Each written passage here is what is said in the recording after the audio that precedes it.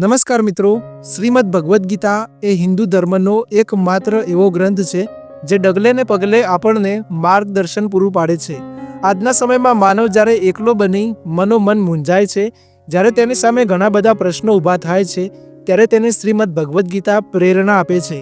આજના આ વિડીયોમાં આપણે શ્રી કૃષ્ણ ભગવાન દ્વારા કહેવાયેલી ગીતા ગ્રંથની 5 મુખ્ય વાતો જાણીશું. તો મિત્રો બન્યા રહો આ વિડીયોમાં અમારી સાથે.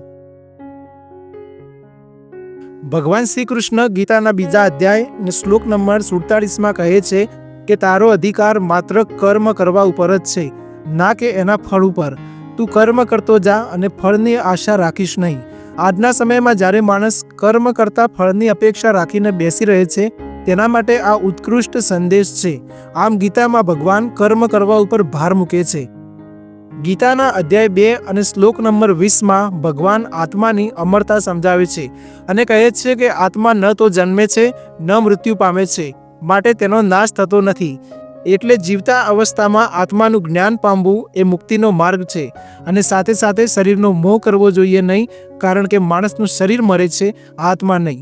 આગળ વાત કરીએ તો ગીતાના અધ્યાય 5 અને શ્લોક નંબર 18 ભગવાન બધા પ્રત્યે સમદ્રષ્ટિ રાખવા માટે કહે છે.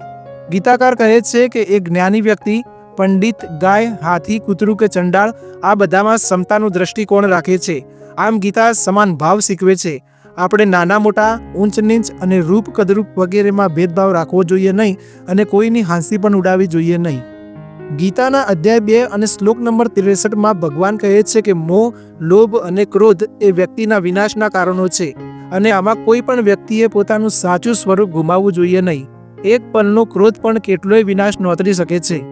ગીતા ઉપદેશની 5મી મહત્વની વાત અધ્યાય 3 અને શ્લોક નંબર 35 આવે છે, જેમાં ભગવાન કહે છે કે તારો સ્વધર્મ ગમે તેવો હોય તેને છોડીશ નહીં. અત્યારે આપણે જોઈએ છીએ કે બધી જગ્યાએ વાદાવાદ ચાલી રહ્યો છે.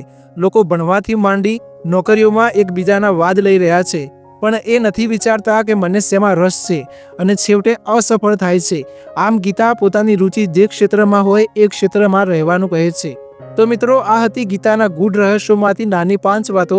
આપણે પણ ગીતાના વિચારો જીવનમાં આત્મસાત કરવાની અને લાવવાની કોશિશ કરીએ.